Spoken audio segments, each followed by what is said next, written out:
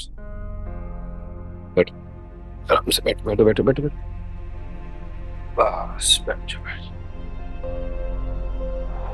अहमद, मुस्कान, यहाँ आओ। एक बात मुझे सच सच बताओ, ये आलू के चिप्स बनाने और खाने का आइडिया किसका था?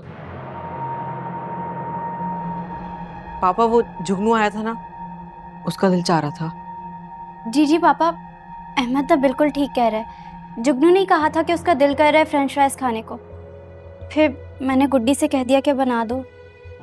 मुस्कान, झूठ मत बोलो, बुरी बात है। खैर, तो मुझे पहले ही पता है कि दोनों झूठ बोल रहे हैं। इस बार तो मैं तुम दोनों को माफ कर रहा हूं, लेकिन आइंदा अगर ऐसा कुछ किया ना, बहुत सख्त सजा मिलेगी।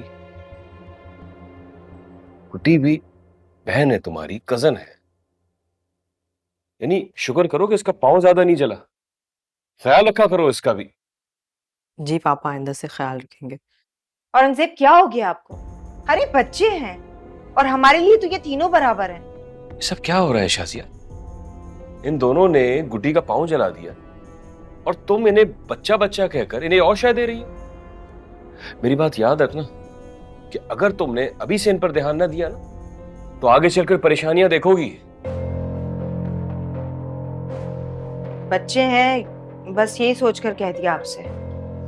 बच्चे, शुक्र करो अल्लाह ने किसी बड़े नुकसान से बचा लिया। चलो बेटा गुड्डी, उठो, मैं तुमको दवाई खिला कर ना लेटा दूं। अरे आप दवाई खिलाएंगे? क्यों?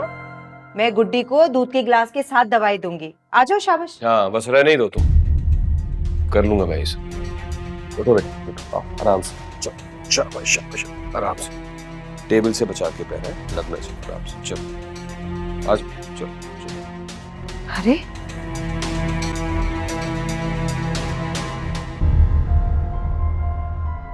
ठूस ठूस कर सारा दिन खाते हो तुम दोनों, भूखे के भूखे ही हो। अगर चिप्स खाने को इतना ही दिल चाह रहा था तो मेरे आने का इंतजार कर लेते, खुद बना के दे देती। मामा आप भी तो सारे काम करवाती हैं उससे, इसीलिए मैंने भी कह दिया।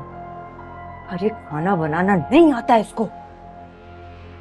मैं जितना तुम्हारे पापा से उसको दूर करवाना चाह रही हूँ, उतना ही तुम लोग ऐसी हरकतें कर देते हो कि वो करीब होते जा रहे हैं। अच्छा सॉरी ना मामा, आइंदा नहीं करेंगे। क्या फायदा? अब क्या फायदा? दोनों ने देखा नहीं किस तरह से गुड्डी का हाथ थाम कर ऊपर लेकर गए कि आओ मैं दवाई पिलाता हूं। वैसे जाकर देखूं तो सही।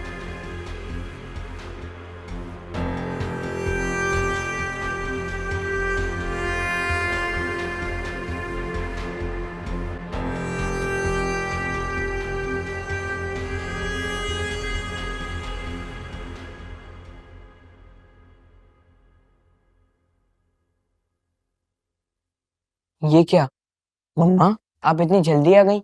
आप तो कह रही थी कि मैं शादी आंटी के पास बैठूंगी। हाँ, वो मसरूफ थी। गुड्डी अपने कमरे में सो रही थी, मैं उसकी खैरियत पूछ कर आ गई हूँ। कल जाऊंगी ना तो उसके लिए सूप वगैरह बना के लेके जाऊंगी। मुझे बेचारी गुड्डी का बहुत अफसोस हो रहा है। ना वो किचन में चिप्स बनाने जाती, ना उसका पाँव चलता। मुझे भी ना उस बेचारी पे बड़ा तरस आता है। बेआसरा है, ना माँ है ना बाप और ना कोई रिश्तेदार। मामा, आपको पता है अहमद और मुस्कान ने उसके बारे में क्या कहा था? क्या कह रहे थे? वो कहते हैं कि वो उनकी नौकरानी है और उनके पापा ने तरस खा के उसे घर में रखा हुआ है। और वो लोग ये भी कहते हैं कि वो स्टोर रूम में सोती है और सारे घर के काम खुद ही करती है। मैंने उसको देखा है घर का काम करते हुए। मामा, अहमद और मुस्कान बहुत बदतमीज हैं। वो लोग गुड्डी को डांटते भी हैं और उसे मनूस भी कहते हैं।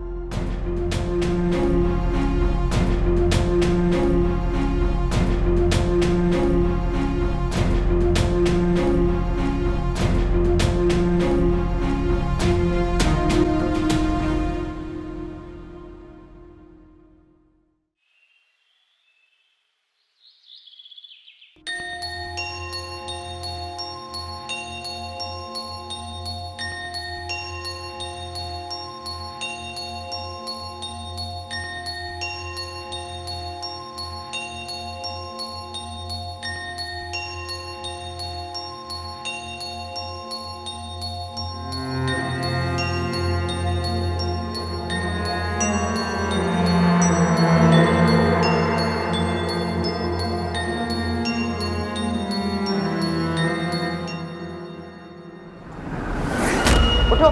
कौन है? कौन है? क्यों रही हो? मैं और मुस्कान है।